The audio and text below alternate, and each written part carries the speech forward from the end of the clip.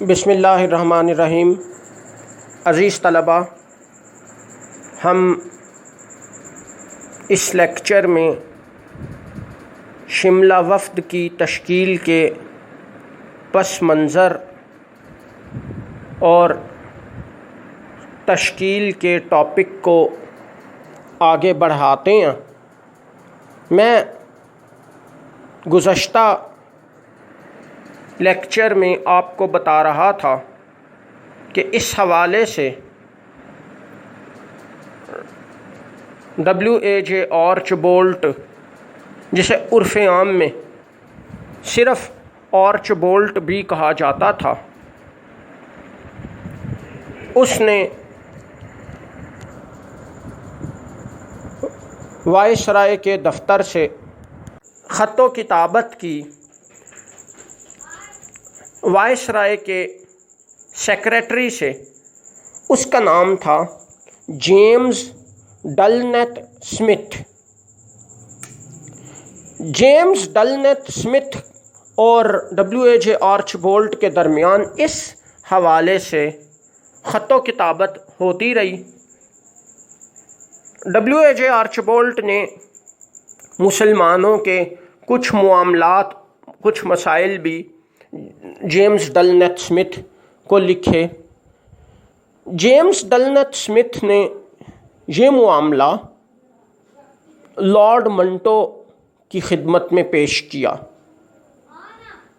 Lord Manto, جو کہ اس زمانے میں نے آپ کو پہلے بھی بتایا گورنر جنرل تھا۔ یہاں میں ایک بات تھوڑی سی آپ کو اور بھی کلیئر کرتا چلوں۔ یہ ایک اصطلاح ہے جو کہ بار بار آتی ہے، آئے گی، اور اکثر اسٹوڈنٹس اس سے بھی کنفیوز ہوتے ہیں۔ گورنر جنرل اور وائسرائے۔ جو شخص گورنر جنرل ہوتا تھا اسی کو وائسرائے بھی کہا جاتا تھا۔ گورنر جنرل اس کا عہدہ ہوتا تھا اور وائسرائے وہ برطانیہ کی طرف سے ہوتا تھا، یعنی برطانیہ کا نمائندہ ہوتا تھا۔ مثال کے طور پہ میں آپ کو اس کی ایک اس طرح سے چھوٹی سی مثال دوں گا کہ اگر حکومت کی طرف سے کوئی افسر کسی دوسرے علاقے میں بھیجا جائے اور وہ وہاں کوئی اعلیٰ انتظامی عہدہ سنبھالے، تو وہ حکومت کا نمائندہ بھی ہوگا، اور جو عہدہ اس نے سنبھالا ہے، جس عہدے پر اس کا تقرر کیا گیا، تو اسے اس عہدے کے حوالے سے بھی جانا جائے گا۔ اس طرح جو وائسرائے ہوتا تھا وہ برطانوی حکومت کی طرف سے نامزد کردہ ہوتا تھا، ان کی طرف سے وہ وائسرائے ہوتا تھا۔ آسان ترین الفاظ میں یوں سمجھا سکتا ہوں آپ کو کہ آپ اس سے مراد نمائندہ یا ترجمان، نمائندہ زیادہ بہتر ہوگا، سمجھ سکتے ہیں۔ اور گورنر جنرل اس کا عہدہ ہوتا تھا، یہاں بر صغیر کے اندر وہ گورنر جنرل ہوتا تھا۔ جو شخص وائسرائے ہوتا تھا یا گورنر جنرل ہوتا تھا، یعنی جو شخص برطانیہ کی طرف سے نامزد کردہ وائسرائے ہوتا تھا، یہاں وہی گورنر جنرل بھی ہوتا تھا۔ اس حوالے سے اکثر اسٹوڈنٹس کنفیوز ہو جاتے ہیں، تو میں آپ کو یہ اس وجہ سے کلیئر کر رہا ہوں۔ گورنر جنرل اور وائسرائے، یہ بات دوبارہ میں ریپیٹ کر دوں، یاد رکھنا، دو الگ الگ عہدے نہیں ہوتے تھے۔ جو شخص وائسرائے ہوتا تھا وہی گورنر جنرل کا عہدہ بھی سنبھالتا تھا۔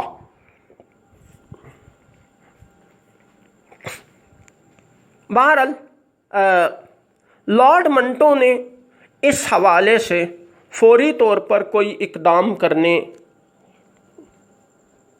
سے اجتناب کیا، یعنی اس نے احتیاط برتی۔ اس نے اس مسئلے پر برطانوی حکومت کی رائے لی، یعنی یہ جو ساری خط و کتابت تھی یہ برطانوی حکومت کے سامنے پیش کی، اور برطانوی حکومت سے اس حوالے سے مشورہ طلب کیا۔ انگریزوں نے اس بات کی شدت کو محسوس کیا کہ کیونکہ ہندو بڑی اشتعال انگیز تحریک چلا رہے ہیں، یا دوسرے الفاظ میں جیسے آپ یوں سمجھے کہ ہندو کافی زیادہ بنگال کے اندر بگڑے ہوئے ہیں، کافی بگڑے ہوئے ہیں، تو مسلمانوں کے ایک نمائندہ وفد کو ملاقات کا ٹائم دے کر ان کے حقوق کی یقین دہانی کرا دی جائے تو کم از کم مسلمانوں کے جذبات کو ٹھنڈا کر دیا جائے گا۔ مسلمان ہندوؤں کی تحریک کے جواب میں کوئی جوابی تحریک نہیں چلائیں گے اور بگڑنے سے یا قابو سے باہر ہونے سے باز رہیں گے، ان کو قابو میں رکھا جا سکے گا۔ انگریز جو بھی کام کرتے تھے وہ اپنے مفادات اور اپنی ضروریات کو پہلے سامنے رکھتے تھے، ہمیشہ ہمیشہ، یہ بات بھی یاد رکھیں۔ اس حوالے سے برطانوی حکومت سے مشورے کے علاوہ مشرقی بنگال کے گورنر سے بھی رائے لی گئی، تو اس نے بھی اس بات کی وضاحت کی کہ مسلمان لوگ یہاں بڑے طاقتور ہیں، اور اگر ہندوؤں کی تحریک کے جواب میں یہ جوابی تحریک چلا دیں تو ان کو قابو کرنا بہت مشکل ہو جائے گا۔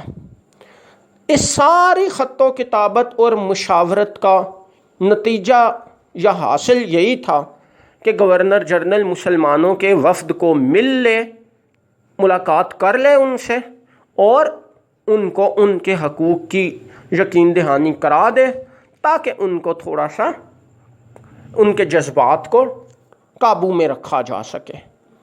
چنانچہ ان ساری طرح کی مشاورت سے فارغ ہو کے، یعنی مشاورت کے بعد، گورنر جنرل نے مسلمانوں کے وفد سے ملنے پر آمادگی کا اظہار کیا، یعنی وہ آمادہ ہو گیا، وہ تیار ہو گیا، وہ مان گیا کہ مسلمانوں کے وفد کو مل لے گا۔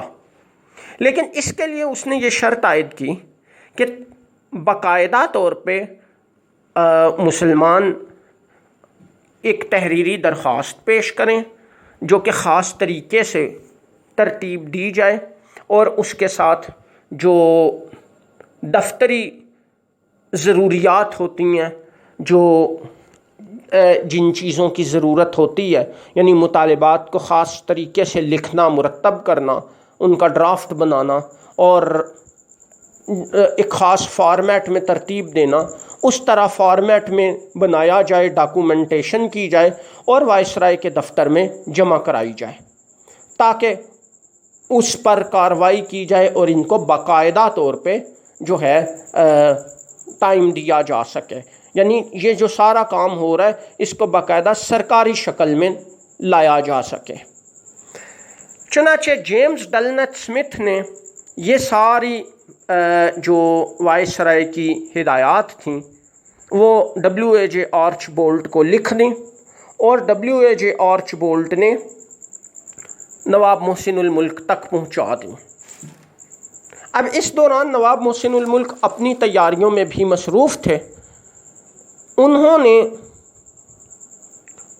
ان تمام مسلمان معززین کے دستخطوں کے ساتھ ایک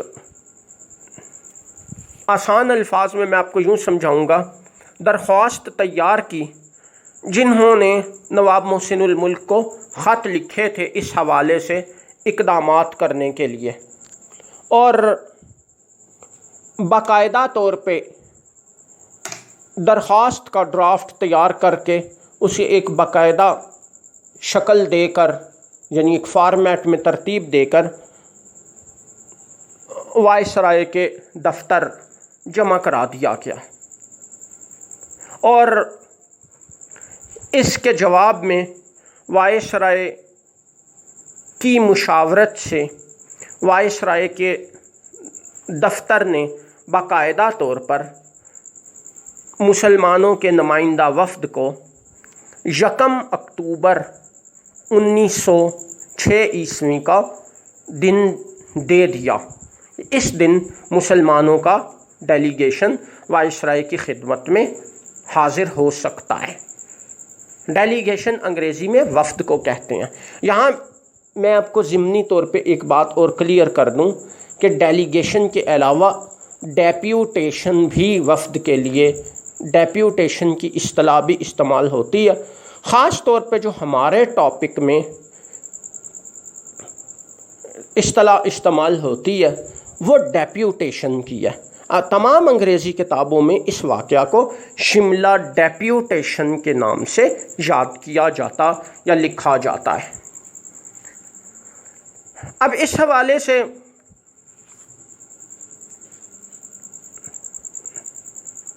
یہ محسوس کیا گیا کہ ایسا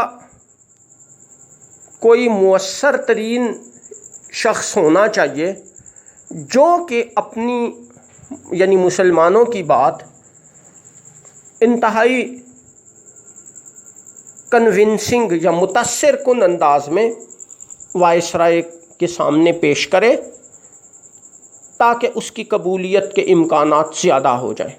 یہاں میں آپ کو ایک چیز اور کلیئر کر دوں کہ یہ سارا جو اب تک ہم نے ٹاپک پڑھا ہے یہ ہے وفد کے پس منظر کا، کہ اس وفد کا پس منظر کیا تھا، کس طرح یا کن حالات میں یہ وفد ترتیب دیا گیا. اب اس کے بعد ہمارا دوسرا اور اہم ٹاپک ہے، یا اسی ٹاپک کا دوسرا حصہ اگلا پوائنٹ کہہ لیں ہے وفد کی تشکیل کا. پہلے ہم نے وفد کا پس منظر ڈسکس کیا ہے، اب ہم بات کرتے ہیں وفد کی تشکیل کے حوالے سے. اب کافی سارا جو ہوم ورک تھا وہ تو مکمل ہو گیا، حتیٰ کہ ملاقات کا ٹائم بھی مل گیا. اب یہ بات بہت زیادہ اہم تھی کہ اس وفد میں کون کون لوگ شامل کیے جائیں گے، پہلی بات. اور دوسری بات یہ کہ اس کی قیادت کون کرے گا، اور تیسری بات کہ اس کے مطالبات کیا ہوں گے. چنانچہ اس حوالے سے کافی زیادہ مسلمان رہنماؤں نے باہمی مشاورت کی. آخر کار بہت سارے مسلمان معززین کی رائے سے ایک 34 یعنی 34 رکنی وفد تیار کیا گیا، جس میں ہر اہم شعبے سے کچھ نمائندے لیے گئے، اور مسلمان رہنماؤں نے اپنے مطالبات کا ایک خلاصہ بھی تیار کیا، جو کہ زبانی اور تحریری دونوں شکلوں میں وائسرائے کی خدمت میں پیش کیا جانا تھا. اس حوالے سے کافی لمبی مسلمان رہنماؤں کے درمیان مشاورت ہوئی، اور انہوں نے طویل غور و خوض کر کے باہم اکٹھے ہو کر مطالبات کو اس طرح سے مرتب کیا کہ ان کی قبولیت کا، منظوری کا چانس زیادہ سے زیادہ بڑھ جائے. اس کے علاوہ سب نے سوچ کر یہ فیصلہ کیا کہ سر آغا خان کی شخصیت ایسی ہے کہ جو انگریزوں کے نزدیک بہت امپورٹنٹ ہے. سر آغا خان کو انگریز کافی قابل اعتماد سمجھتے ہیں، اس لیے اگر ان کو اس وفد کی قیادت سونپی جائے تو مطالبات کافی اثر حاصل کریں گے اور منظوری کا چانس کافی بڑھ جائے گا. اس زمانے میں جو آغا خان تھے ان کا نام تھا سلطان محمد شاہ. سلطان محمد شاہ کو اس وفد کی قیادت سونپی گئی. یہ آغا خان کے حوالے سے ہم تفصیلی ٹاپک بعد میں ڈسکس کریں گے، ایک تفصیلی ڈسکشن ایک ٹاپک کی شکل میں ہم الگ سے بھی کریں گے. بہرحال یہ سارا جو کام تھا یہ نواب محسن الملک کی قیادت میں اور دیگر اہم مسلم اکابرین کی مشاورت سے کیا جا رہا تھا. اس طرح یہ 34 رکنی وفد تیار ہو گیا اور اس بات پر اتفاق رائے ہو گیا کہ سر آغا خان اس وفد کی قیادت کریں گے۔ قیادت سے مراد یہ ہے کہ وفد کی طرف سے وائسرائے سے بات کریں گے، یعنی آسان ترین الفاظ میں میں آپ کو یوں سمجھا سکتا ہوں، یعنی آپ اس بات کو ایک اور طریقے سے سمجھ سکتے ہیں۔ وہ یہ ہے کہ فرض کریں کہ چند اسٹوڈنٹس نے پرنسپل صاحب کے پاس حاضر ہونا ہو، ان کے کچھ مسائل ہوں، یعنی ہاسٹل کے اسٹوڈنٹس ہیں یا کسی خاص علاقے کے اسٹوڈنٹس ہیں، اور ان کے مسائل دیگر اسٹوڈنٹس سے ڈیفرنٹ ہیں۔